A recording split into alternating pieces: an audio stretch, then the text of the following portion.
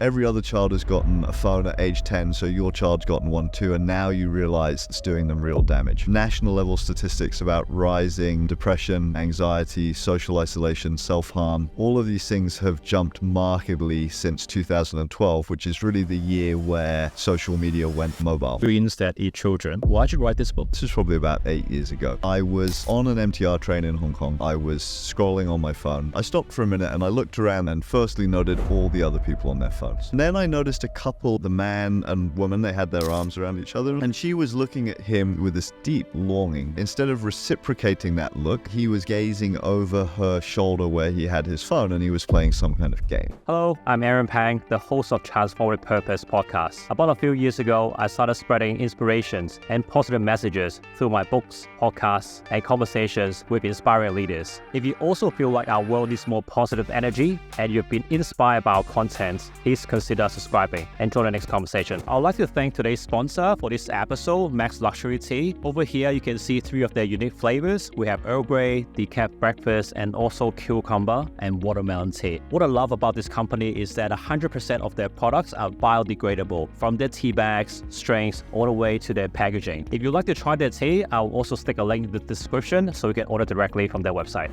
Hi Ross, this is a Purpose podcast. I'm going to begin our first question with a purpose question. What is your purpose? That is a good question and straight down to business. So I had this belief when I left school at age 18, and it was a really unquestioned belief that I was pretty much a complete human being, that I'd learned, most of what life had to teach me, and that I was just going to execute my life from there. And in hindsight, of course, that's a ridiculous belief, but I think schooling and culture just pushes us in that direction. And so for me, my purpose has really become, and it's taken a long time to realize it, to live a life of constant growth, of constant learning, and to try and model that for my own students, for my children at home, and really just to be purposeful in growing. I know you spent a long time in digital. Yep. I think that's for one of the many overlaps both of us have. And you describe yourself becoming more and more of a digital critic. Why is that? So what originally drew me to digital technology, and it took a while for me to clarify and to understand these views, but there was a real sense in the late 90s, early 2000s, that digital technology was going to be not only transformative, but specifically it was going to be democratizing, it was going to be empowering, it was going to make us all more creative, but it was also going to make us all more humane, right? It was going to bring down barriers, we would all be more knowledgeable, and it's hard to be a bad person when you're knowledgeable, so the logic went. I spent a lot of time learning to build digital tools, incorporating them into my life, becoming a teacher of IT, helping students to learn these tools. And for a long time, I really believed that this suite of tools was going to be the next step in the evolution of humankind. So at that point, I was what you might call a digital maximalist, right? I wanted to abandon the old ways and incorporate digital technology into as much of our lives as possible. And then, without me really knowing it at first, cracks started to appear. I started to observe things in my students, in myself, in my children at home, that really should have made me start to question my own beliefs. But such is the nature of beliefs, you can't question them all the time, otherwise you wouldn't get anything done. So you accommodate your beliefs, you make small adjustments. But it definitely came to a head when I realized that actually digital technology seemed to be becoming the opposite of what I believed. And that's where I really started to become what I would call a digital skeptic, or as you said, a critic, right? Just looking really deeply at what these technologies are doing to us. You mentioned about interacting with children and teenagers. What's the worst thing that you've seen or experienced seeing how kids use technology or screens these days? That's an interesting question. I think we could look at that in two ways. One is to look at individual cases. A lot of the things I deal with are at school, so it's hard to discuss individual cases. The other would be to look collectively at the impact that technology is having on children in general. So, individually, I've worked with a lot of families where the child's use of technology has become problematic in different ways. But at the heart of that are the same kind of things you would associate with any addiction. So primarily the need to access this thing in order to feel safe and comfortable within the world. And then with that goes giving up various other parts of your life in order to spend the time on this one thing. And then often later comes sort of the lying and deceit around trying to convince other people that you're okay, even though you have this problem. And so the fallout for families is often really difficult because this becomes a really big issue within the home. But the other side of it is the collective side in terms of the impact on our children's culture, on our collective culture, when children spend a lot of time using digital tools without the guidance of more knowing others, of adults, of mentors of different kinds. Wow. So, yeah, I feel as I teach children, I'm a secondary school teacher. My children are now both secondary age, but I've had a lot to do with primary as well. I just get the sense that childhood is changing year on year. And of course, part of that is COVID, which we've just been through. Part of it is digital technology, but part of it is also wider cultural changes about the value we place on children, the fact that we all have far fewer children. We live in a time, certainly in developed countries, where child mortality is lower than it ever has been in human history. So we've become victims of this sort of safetyism where we protect children at all costs. And of course, it's important to protect children, but at a certain time, children need risk in order to grow. So it's a complex situation, as you'd expect with anything to do with human affairs. And for me, digital technology is a big piece of that, but it's not the entire story. What was your childhood like? And which element of your childhood, if you were given a magic wand and you could bring an element of your childhood into the modern childhood, what would that be?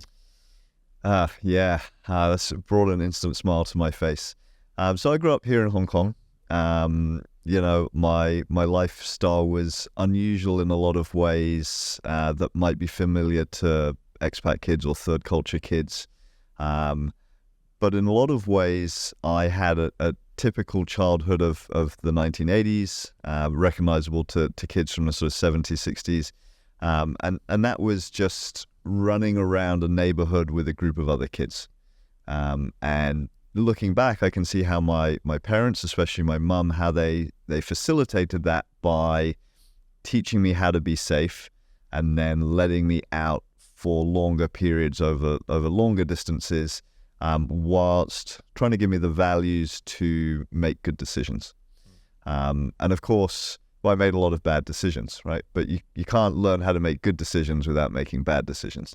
So just a lot of time running around, rollerblading, cycling in the bushes, getting hurt, doing risky things, testing my physical self, testing my emotional self, testing my cognitive self against the world, against other kids, and just learning how to live. So you wrote this book, Screens That Eat Children.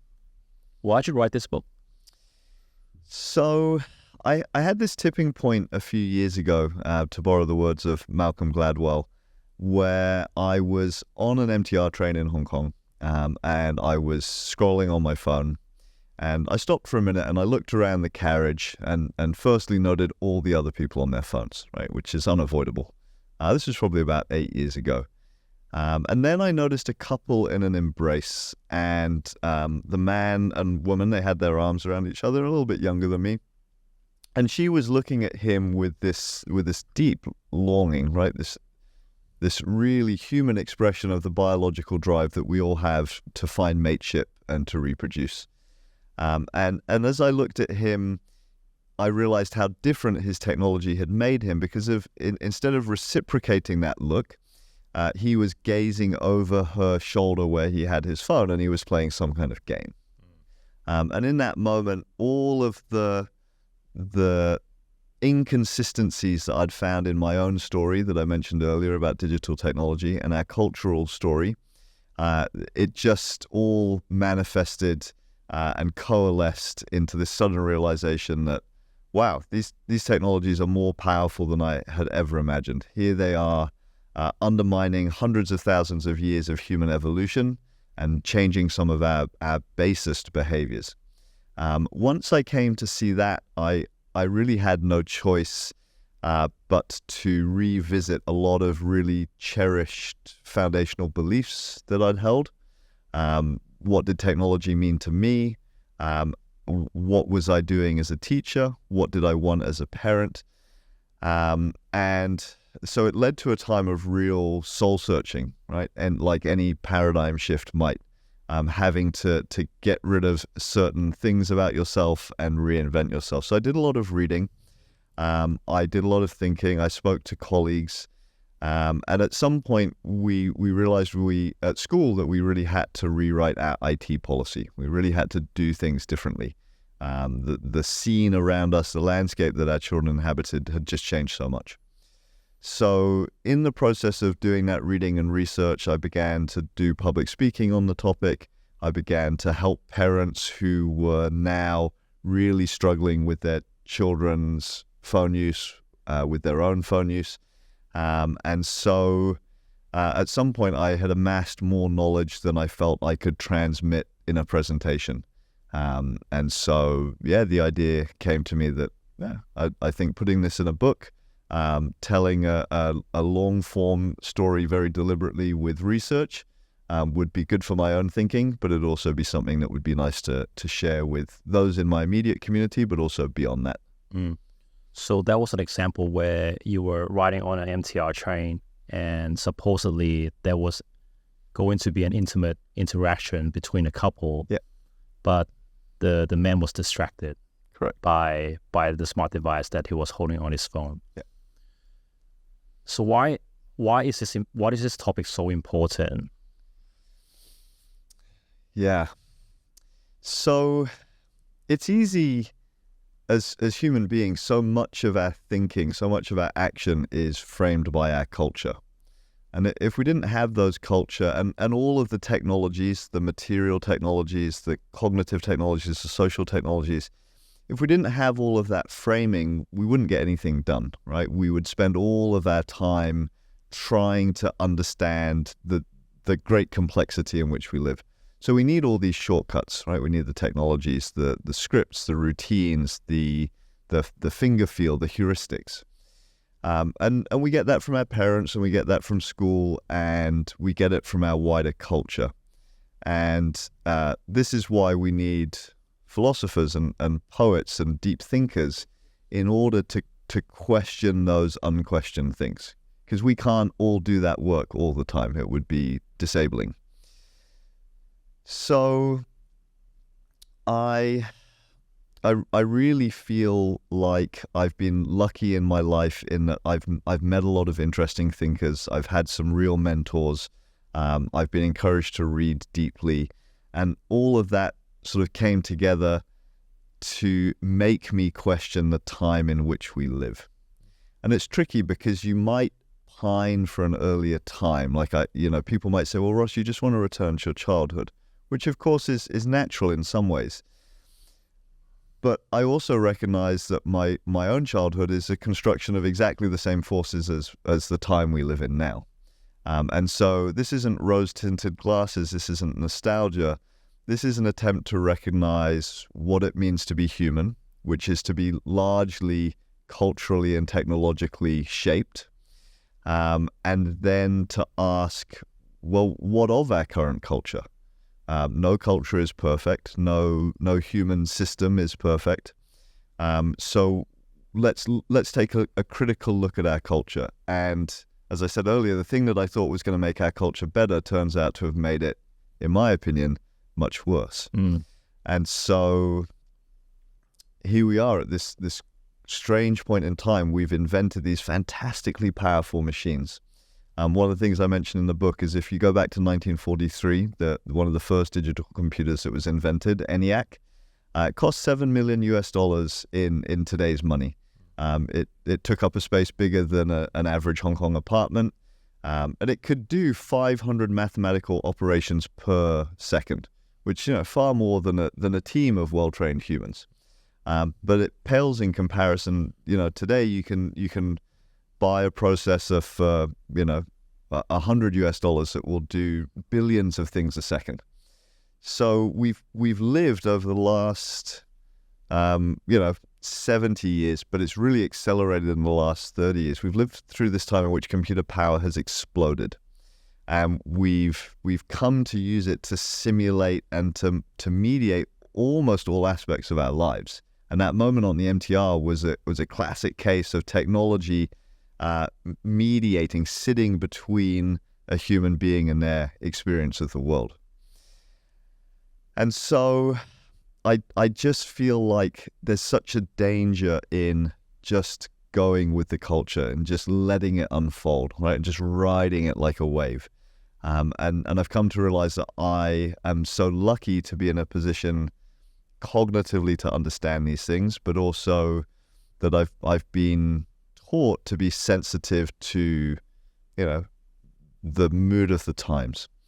And so the book is really an effort to try and capture that, not in the sense of providing lots of answers, although it does aim to do that as well, but really in the hope of getting people to question the unquestioned, to look at the culture that they've absorbed, which has changed so much in the last 15 years, right? Since introduction of the smartphone, 3G networks, social media, and really just to look like what is my life? What am I doing with my time? Do I like it? Do I like the impact that this has all had on me? It's sort of like the parable of the frog in the water, right? We are frogs, and we've been in water that's really heated up gradually. And if you were to drop us in this hot water, we would find it very uncomfortable. But because we've been in it for so long, well, yeah, we haven't even noticed it. There's a common saying in the tech industry, do more with less. Usually when people say that, they reference do more things with less people. Yeah. Buy more technological tools, invest more in technology. There's also a big push on using AI. I don't know whether you agree that our population seems to be productivity obsessed. There's push on metaverse, Web3. So you mentioned culture a few times. How would you describe the culture today? So I think your focus on productivity is really astute. And it's ironic because humans do have a productivity problem, but it's not the one that business leaders tell us. We don't need more productivity. I think we actually need less productivity. We produce more products, more waste, more culture than we or the ecosystem that we live in can deal with. So at my school, we talk about personal productivity as in producing yourself. And I think as human beings, the promise of technology has long been that it will save us physical labor so that we can spend more time producing ourselves, so that we can become better people. But social media seems in particular to have diverted us from that, in that we've become in a digital landscape where we were promised that we would become producers. We've all reverted to mostly being consumers. Yes, we produce in the sense that we put some content on social media, but we do far more consumption. And I stopped using social media because I found myself doing much less production. I was sharing less of myself and just regurgitating more of other people. So on the one hand, we have this amazingly powerful technology. It can make us better in so many ways, right? I wouldn't want to live without my laptop. It's an empowering tool. I wouldn't want to live without the connectivity that I get from a phone. But at the same time, it's all been directed towards distracting us rather than helping us focus. So productivity takes a hit in that, and then we need to start looking at other tools like AI to help us become more productive. But if you produce something with AI, how productive are you being? You're creating something, but you're not producing it, and you're certainly not producing yourself. And that's my big fear around AI. Beyond jobs, beyond children taking shortcuts in learning. My big fear is really what's left of us when we don't produce anything. Right? We are first and foremost a handy species, and I think there's a lot of discontented people in the world because, from the advent of radio through TV into our current digital landscape, we just do so much less with our hands. We operate a phone with our thumbs, but that's not the same as building. It's not kneading bread. It's not shaping wood. It's not chipping flint to make a knife. And I think we'd all be a lot happier if we produced more, whilst being less productive, as it were. You have spent a lot of time in digital and technology, and you just touch on social media and the whole internet culture. I wonder if you could help us and the audience with a 101 course and explore some of the practices or malpractices that some of these tech companies and social media companies are doing in terms of getting our data, exploiting our cognitive biases so that we can get hooked to our phone. I was wondering if you can share some examples and why this is so dangerous and why more people should hear about this. So what's commonly described as the attention economy or surveillance capitalism is the current state of affairs where basically everything that we do online is harvested and in some way monetized. And to understand the incentive for that, you have to look at where the web came from and where the internet came from. And so this is a tool that was built by companies and governments and universities, the internet specifically, in order to reduce the cost and increase the robustness of communication. And then in the 90s, layered on top of the internet was the World Wide Web, which was really an attempt to take this substrate of communication and build something really useful on top of it. And of course, the web is incredibly useful, right? You can publish information much more quickly. You can connect diverse bits of information together, and you can share it at zero cost with anyone, right? So this is the biggest leap in human society since arguably the printing press, right? You've got steam and electricity in there, which are vital in the process. But in terms of disseminating information, the World Wide Web was huge, right? It was a massive leap. And it was invented by Tim Berners-Lee in the early 90s at CERN, which is the European Nuclear Research Lab. And he was really looking for a way to help professors and researchers share their research and make connections. And just because of the nature of the tools that he used and the nature of the development of the internet, everything was open and everything was free. So he published the tools for free. He published his own findings for free, and that's why the internet grew so quickly, right? If he had monetized it early on, sorry, I said the internet, but I meant the web. They're two different things, but we use them interchangeably. That's why the web grew so quickly, because it wasn't monetized, right? Anyone could get in, and the barrier to entry was so low, relatively speaking. So this thing just took off, and we all stood back and we all marveled at how amazing it was. Particularly because everything was free. And it's easy to produce free content when it's universities, when it's researchers, and when it's personal projects. But at a certain point, the scale of the internet got so big that it inevitably became corporate. It inevitably became commercialized. And in that transition from a free, financially free internet to a monetized internet, we went through this very interesting time where different companies experimented with different ways to make money from the internet. And the companies that were most successful at this were the ones that didn't charge their customers any money. And the way to do that is through advertising and data harvesting.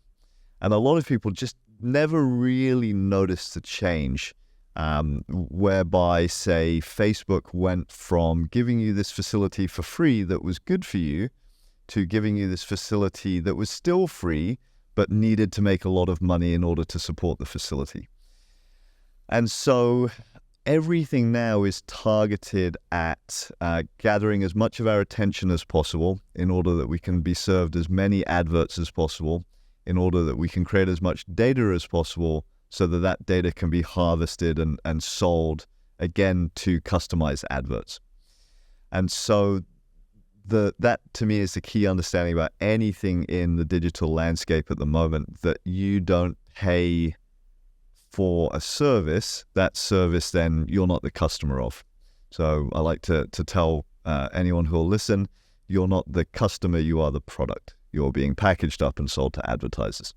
So from that comes a lot of, as you said, sort of malpractice, a lot of what I see as unethical ways. They're rational for a company, but I do believe they're unethical, of designing hardware and software to make it as compelling as possible. So if I build a social media app and it's only slightly compelling, it's not going to be successful. The internet has this funny property as well, whereby a lot of the early discourse was about how decentralizing the internet would be. Everyone could get involved, everyone could run a business. But actually what we found is that just the economies of scale promote monopolies. So we have, one or two massive social networks. We have one or two massive online stores. We have one or two massive messaging platforms. So there's no space in this market for lots of little players. And to become a big player, you have to be ruthlessly competitive in terms of getting people's attention. And that means, sadly, manipulating your users. Would you say this winner-takes-all business model also had a lot to do with startups used to have a lot of free cash to burn? Yeah, absolutely. So you come up with this great idea, you don't have a business plan that leads to monetization, but it doesn't matter, because in that sort of startup frenzy, originally before the dot-com boom, when everything was about selling things, and then after the dot-com crash, when everything became social, you have companies that have money to invest. They're willing to give money to founders, even though they don't have a business plan that involves profit, a long-term route to profit, just to try and build up a market share, just to get a name. And that was seen as enough to then, think about monetization later. So yeah, you get this investment money. It gets you to 10 or 20 or 30 employees. It gets you to a few million users.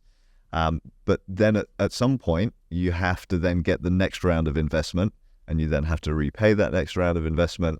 And so it becomes like a speculative bubble. Yeah. It grows and grows, and eventually, if it's not to collapse, it has to support itself. And again, advertising is very sadly the way that we've come to monetize it. If we all paid a reasonable cost for our digital services, we could have digital services that didn't prey on us. But unfortunately, most of us just won't pay because we've never had to. Yeah.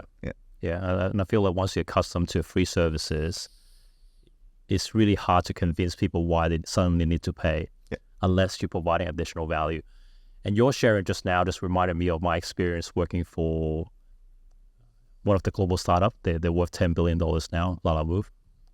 And when we first started, we had a lot of free money lying around. Yeah. We had a lot of pressure from investors, and it's all about numbers. Making money, making impact was not the number one priority. Yeah, and it's sad, I think so many big businesses, whether they be digital or not, but digital specifically, I feel there was just so much good intention, so much real human optimism in founding these companies, right? And bringing people together and doing things in new ways. And I think it's just so sad that enthusiasm has just been so corrupted by just the vast sums of money that are available. I want to talk to you about this concept of vanity measures, getting likes, getting engagement, getting comments versus impacts. Right? What is the danger for people to sort of get sucked into that space, constantly checking their phone for validation? So to go back to your previous question, we never really got into any of the mechanisms by which companies compel us to use their services. But likes and shares, retweets, these are all exactly those mechanisms. But there's many others, right? Streaks are a good example. The use of pull to refresh, which is a lot like gambling, right? You pull the arm, you poke the button, something happens, there's an unpredictable reward, sometimes you win and sometimes you lose, but either way there's some dopamine that's released that encourages you to repeat the behavior. Eventually it becomes habitual and you can't stop pulling to refresh. Likewise with infinite scroll, right? I scroll, some things pass me, some of them are rubbish, it doesn't matter because eventually I'm going to find something good and then get the dopamine and then keep going. So likes and comments and subscriptions and all of these other mechanisms are exactly how we are being manipulated. And there's a book called Hooked, a little yellow book, super popular in Silicon Valley. That is an instruction manual. It's come out of a graduate of Stanford's famed lab called the Persuasive Technology Lab, I think, if I've got that right from memory. And that tells you all you need to know, right? Here's a group of people who are dedicated to making technology persuasive, right? Or manipulative to change your behavior. So there's many of these devices that are used to target us. A lot of them are based on psychology, on the learning that we've gathered over the last 100 years of humans in terms of how the human mind works. A lot of them are based on reward and sort of gaining reward and avoiding loss. And as I mentioned, a lot of them are based on dopamine. What I think is really interesting about the vanity ones that you mentioned is that they're so public facing. And so for a lot of people, their sense of worth, their sense of value, and their assessment of other people comes down to numbers, which, schools have been doing for a long time because we grade students, right? And we rank students. So this is nothing new. And, I'm lucky to work at a school where we don't grade and we don't rank in that way. So like always, you've got to take the long view. So here are some human technologies for organizing humans in order to make it quicker for us to assess other people. And we gain status when we master these quantitative indicators.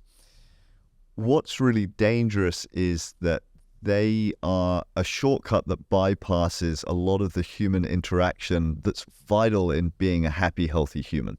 Sitting down, talking to someone, getting the measure of that person over a long period of time, exposing yourself to risks, learning that they're trustworthy or not.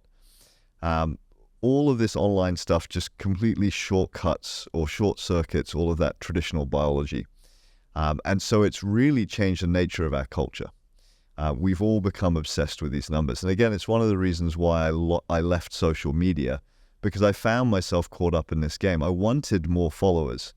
I was willing to do things that I previously wouldn't have done in order to get those followers. I would change my own messaging in order to be more popular. And at some point I realized, it's a rigged game. The people it really benefits are the owners of the companies. I'm spending an awful lot of time doing stuff I don't really want to do. I'm becoming a person I don't really like. And what I actually need to do is back out of that. Now, there are ways to use social media that are thoughtful. And I never want to come across as moralizing. This isn't about individual weakness. This is about humans being caught in this massively complex manipulative system. And I know people who make great decisions around social media so that they can use it for their benefit. But my own personal take was I'm much happier without it. So last week when we chatted, you had this beautiful narrative around the last question people should ask themselves just before they die, when they're on their deathbed. I was wondering if you could repeat that. Sure. Yeah, I was thinking about this in relation to my own children who, are budding digital maximalists because they're surrounded by people using digital technology, so they want to use it all the time. And I asked my son, I said, just think forward. You're going to live hopefully a long and healthy life. You're going to have all these opportunities, and ultimately you're going to die, right? Death and taxes, these two things are unavoidable, as we know. And when you're lying on your deathbed, what is it that you think you will remember, and what is it that you think you will regret? And I said to him, I can guarantee, hand on heart, that you're not going to regret not having spent more time playing Candy Crush or Roblox or being on social media, right? I said to him that the digital remorse that you're likely to suffer is having spent too much time on these things at the cost of living a full and healthy and happy, engaged life. So for me, this idea of digital remorse, it's like you've just eaten a tub of ice cream and suddenly you feel like, oh, I shouldn't have done that. I think in a much longer sense, we're all going to feel this at some point in our lives. What have I given up in order to spend this extra time accumulating followers or obtaining a high score? And I hope at some point we just have a collective awakening where we think, wow, yeah, we've sunk a lot of time into this and maybe we could have put it to better use. It's never too late to start a new habit. Yeah, absolutely. So I know you have 2 children. Yeah. If your children are listening to this episode right now, what is the one life lesson the father wanted to tell them from this whole conversation? Wow. Yeah, I mean, what's the probability that my children will be watching? Well, on the one hand, it's quite high because I might get them to sit down and listen. On the other hand, they might not want to. I hope my children see me as someone who is thoughtful about life. I know they roll their eyes at me. I know that I do things that they won't understand until they have children. And I was exactly the same with my parents, and I assume that they were the same with their parents. I know in some ways I will just be an incomprehensible older person that does stuff that they don't understand. But I hope that they have noticed that I'm not a really critical person in the sense I don't spend a lot of time whinging about the way things are, but I'm really clear about things that are good for us and things that aren't. And I hope they look at their own lives and they look at the collective technologies, the collective culture that constitutes their lives, and I just hope that they can think, yeah, some of this is really bad for us. And whilst I'm young, I can get away with some of it, so I'm going to have some fun. I'm going to enjoy myself, but at the same time, I also want to establish good habits for the rest of my life. Let's take on board a little bit. I often think of parenting and teaching. Some people will say these things are like farming, that you're planting seeds that will later grow. But of course, the life cycle of a crop is generally 3 months, 6 months, 12 months. I think we're much more like forest managers, arborists. We're actually planting seeds that we won't see the result of for 20 or 30 years. And so my timeline's quite long in that regard. Hopefully I'm just planting some of these seeds, and my kids will lead their own lives and make their own decisions, but they'll look back and think, yeah, he wasn't all wrong. Interesting that you mentioned this because I'm working on a slide that on my next book. Speaking of seeds, other than just trying to grow the seeds, we still need to make sure there's good soil, and we water them. We nourish it with sunlight, with water, and we also make sure that it's free of distractions. Then distractions are the weed in your garden. So you want to grow your seeds into a beautiful tree. I think those are the elements that people should consider. I really like that analogy, and I think that in that probably the culture is the soil, right? And of course, soil is full of biological culture. So yeah, soil is the substrate in which that seed will grow healthily or unhealthily. So a life lesson for your children, one that most likely might not resonate now, might resonate in the future. And you live a very different life now. You have developed new habits, but you're not a majority. Yeah. Right? That's true. Is it fair to say that? Yeah. So for other people who are trying to live with minimalism or trying to live with less distractions, use less phone, and they're the odd one out, how do they survive? Yeah. So I'm definitely no saint. I use my laptop far too much. I love my job. I love connecting with other people. I love writing, and I like the way that those online things become real life things. So the fact that you and I have met a number of times now, we've had some great conversations. We're sitting here recording this podcast. None of that happens without this digital tool.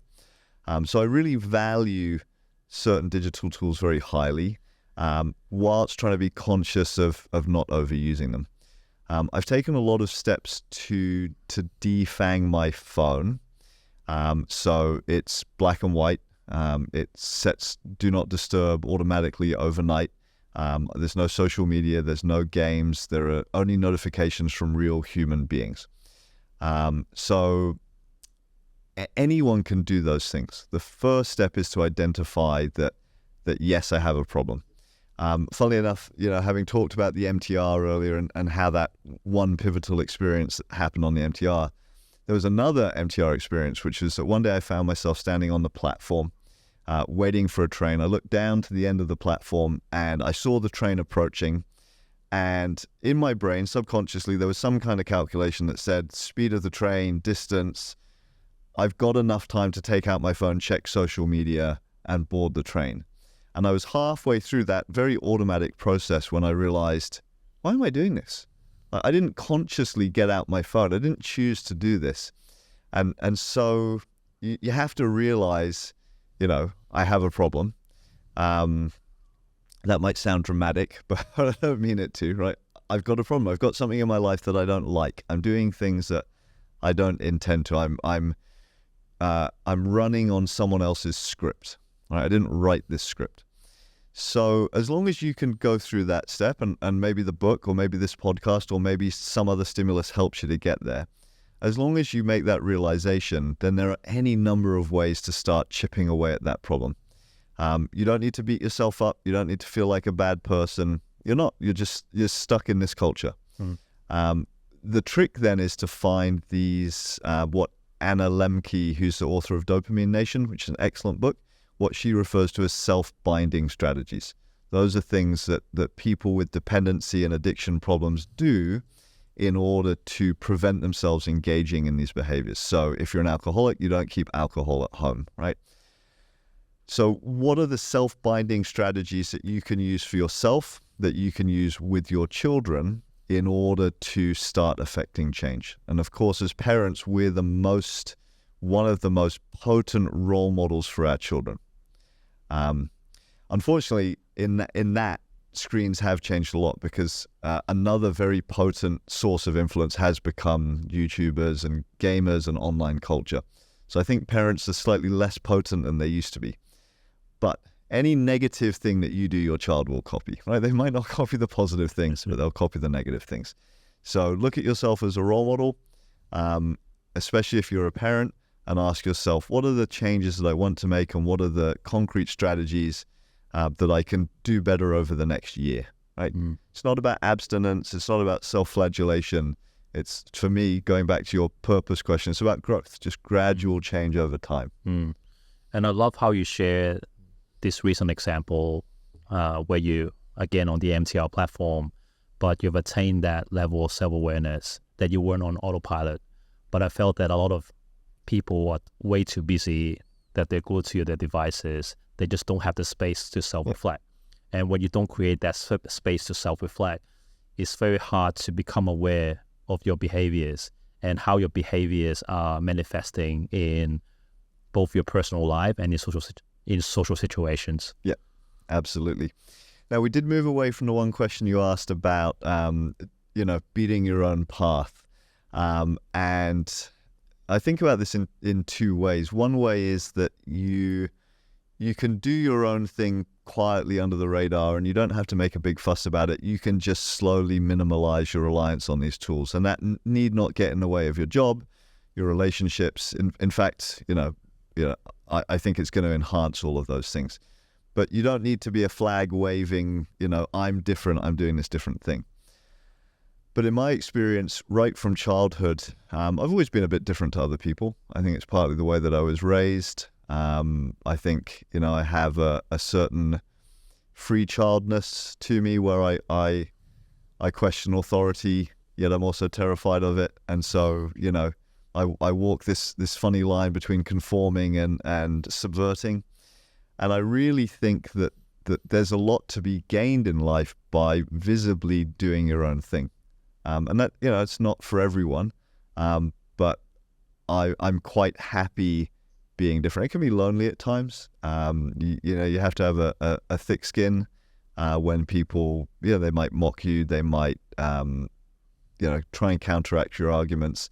But a lot of that over time I've come to enjoy. Right? I've just come to enjoy the human process of saying, this is what I believe, this is how I live. It's not for everyone, but it's working for me. So, if you're working in an office, in a school, if you're within a family, maybe you have the strength to say, I'm actually going to do this differently. And that's something I really learned from my mum. I remember when I was a kid, she unplugged our TV for 3 months. And, my sister and I, we howled with indignation. But in the end, we really enjoyed the process. We spent a lot more time as a family. We wasted a lot less time just passively consuming. And I came out of it thinking, we have the power to change our lives. And that's a big thing. Wait, what was it due to a punishment? What was the motive? There were punishments that were related to losing access to the Nintendo or whatnot. But in this case, I don't think it was a punishment. I think it was just that my mum was ultimately fed up in having put all the effort into raising a family and then sitting around watching us not relate to each other. I think she just wanted us to spend time together. And that's exactly how I feel with my own kids and with other children and adults that I interact with when everything is digital.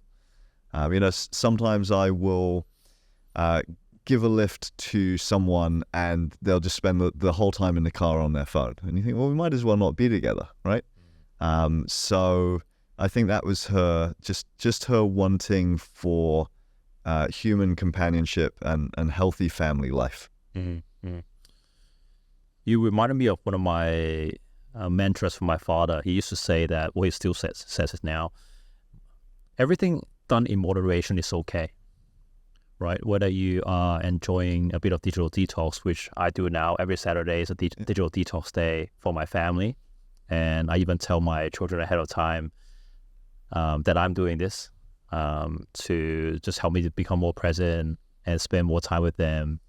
And also my older boy knows that when I'm not conforming or when I'm not sticking to what I promised it, he will call me out. He will call out my behavior. Which is a great self-binding strategy, yes. Right? To publicly share that I'm doing this thing and have other people hold you account to it. Yeah, you need an accountability partner, whether that is your partner, your children, your colleagues, your boss even, or your friends. Yeah. You got to make sure you let your intention know by other people so that someone else can hold you accountable. Correct. Yeah. And also for people who are sort of feel like journeying this alone, I feel like there's a difference between solitude and enjoying your solitude and loneliness. Yeah. And this goes back to what I was trying to say with, everything done in moderation is okay. But I guess also at the same time trying to reflect that, we're not hiding in our own shell and not interacting with other people, because I think like you said many times during this podcast, we can use technologies with good intention. Yeah. And there are some technologies that lead themselves to intermittent, sort of abstemious use, right? But we all know there are some technologies that are just so potent that they lend themselves to addiction or to dependence. And I think, it's possible to live with digital technology in moderation, but it's really hard, right? I'd say it is one of the most potently compulsive human technologies we've ever invented. I was speaking to a psychiatrist about this very issue some time ago, and he said, he used to feel that introducing kids to screens was like the French approach of teaching kids to drink wine at the table. You give them some wine with some water in it, they enjoy it in a family environment, it's safe. And he said that over the last 10 years, his views changed completely because now he thinks it's like teaching your kids to do heroin. It's just so hard to do it safely and in moderation. But in that, we have to be very careful to distinguish between different types of screens. So the big family TV, to me, is actually a great digital screen because it encourages you to sit down together to watch an episode of TV instead of a bunch of short YouTube clips or even an extended movie, and to spend time together. So I think that's a great technology. I think a laptop is potentially really great for adults and children in order to learn and do things in ways that they otherwise couldn't. But a smartphone is so insistent. It sits in your pocket. It's your constant companion. It directs you to use technology in a certain way. And then that bleeds back into those other technologies. It changes the way you use a laptop. It changes the way you use a TV. So we have to be really thoughtful in not lumping everything in together, in seeing that everyone is different, that every situation is different, and recognizing where the real risks are. And to me, they are in smartphones because they're portable, and social media because they're so insistent and they change our views of ourselves and the world so quickly. And then I'd also add to that video games, which can be fantastic, but which more and more are designed to produce compulsive use. And we see that in so many young boys in particular. Let's talk about some practical strategies that different audiences can use to, I guess, be a bit more intentional about how they want to live their life. Yeah. And I want to start with couples. So a while ago, I read a research, never put TV in your bedroom because putting a TV in your bedroom will significantly reduce sex life. Yep. So my wife and I have date night, and every Thursday we go out and we have a nice meal. And I would give her my phone. I would ask her to hide my phone in her handbag. In a way, I think that's similar to your analogy saying, if you're alcoholic, don't leave alcohol on your table. Yep. Right. Always avoid the cues. What other examples can you share with us for people who are dating? Well, I haven't dated in some time, but I'm married. Yeah, that's an interesting one. So, relationships. Normally, my advice starts with families as a whole, because I think a lot of the most problematic usage is seen in children. I think adults, there is a lot of problematic usage, but adults tend to be able to negotiate that a little bit better and work their way through it. I would say for couples, I think it's really important in life in general, just to be able to have an open dialogue with your partner, whatever facet of life you're thinking about or dealing with. So I think couples need to be able to talk to each other about the way that they use technology, about the things that work and don't work. I think they need to be able to hear their partner's opinion and not take it as criticism, but see it as an expression of love, as an expression of needing love. And I think if you can apply that to your relationship in general, as well as screens, I think that would go a long way.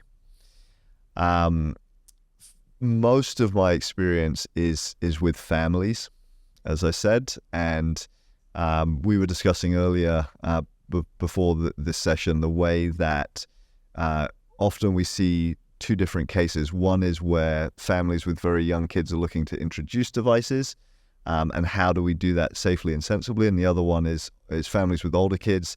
How do we get rid of devices that were introduced? So for me, there are just so many things that I'd love young families to be aware of as they're, starting on their parenthood journey. So the first one is that economically, socially, intellectually, your child is not going to be hindered by not using a screen from a young age. You don't need to sign them up for coding club. You don't need to make them literate in certain ways. What's going to serve them best is living a full human life that's exciting and filled with interactions with other people.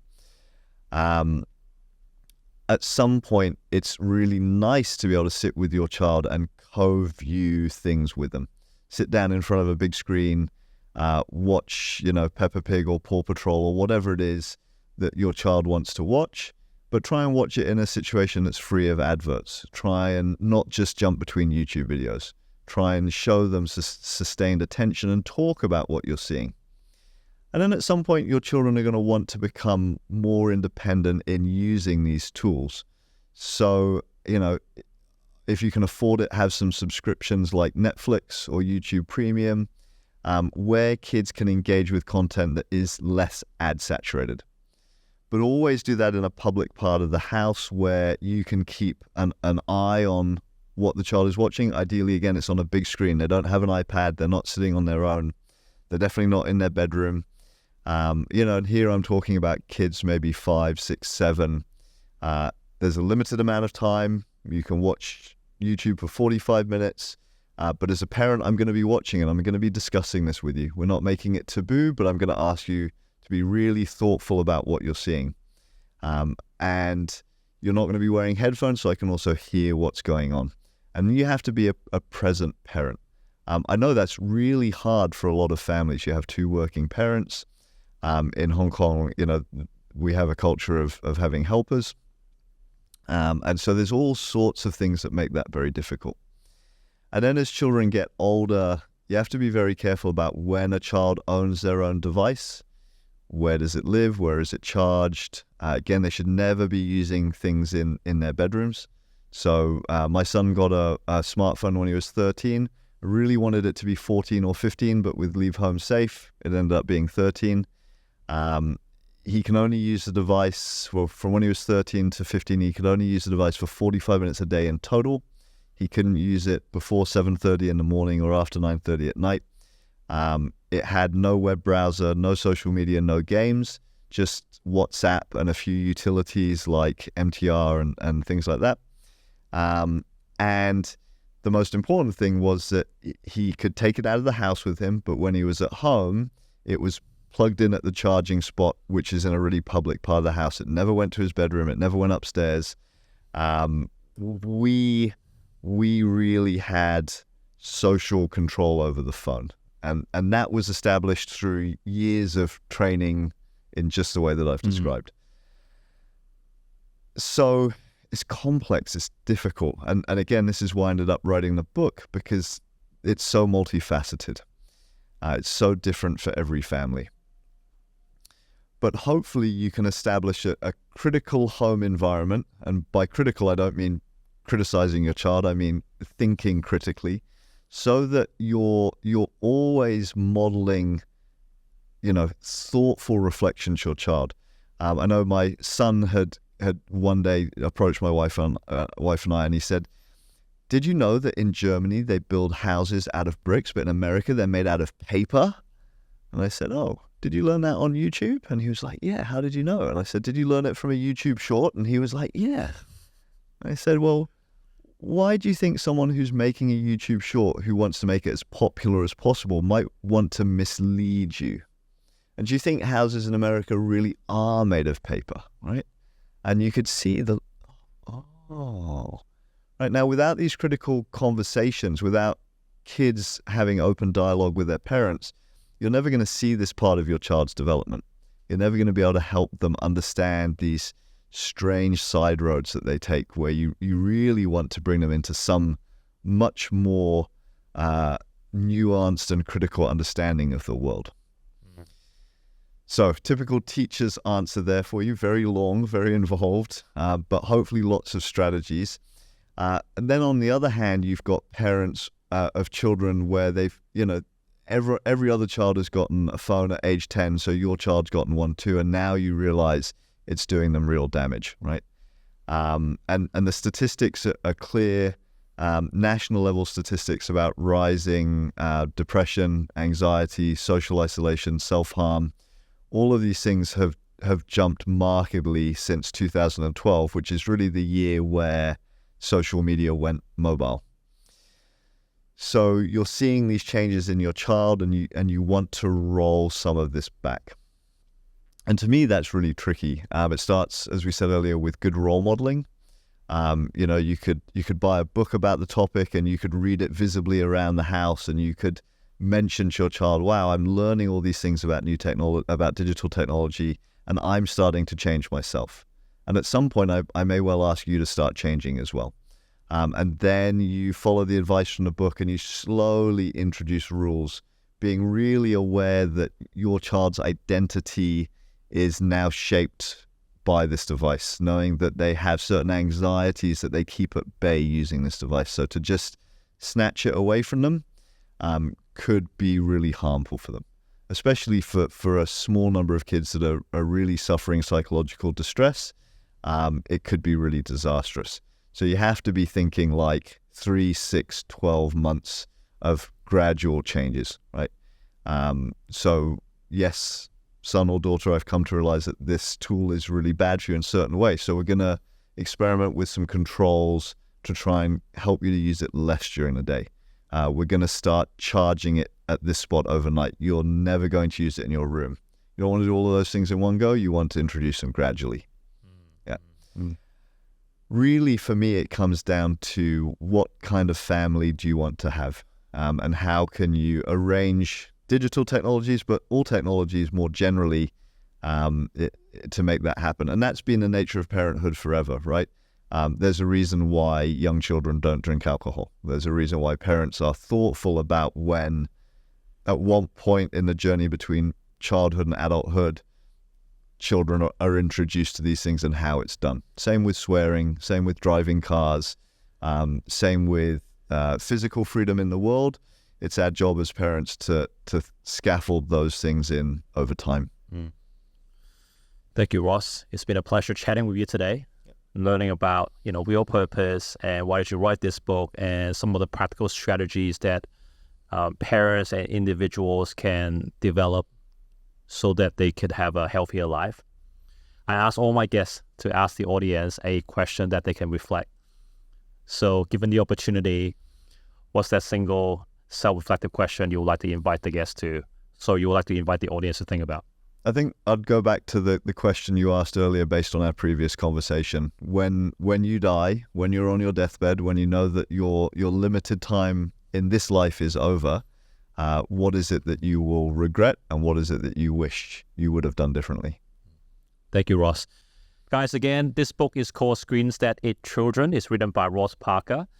Phenomenal conversation today, and thank you so much for doing such great work, I think, for families and also for our next generation. And I hope that this conversation can go out to parents, educators, schools, and to a lot more children that we need, so that we can get people educated on what screens are doing to them, why they are harmful, and how we can use technologies in a better way.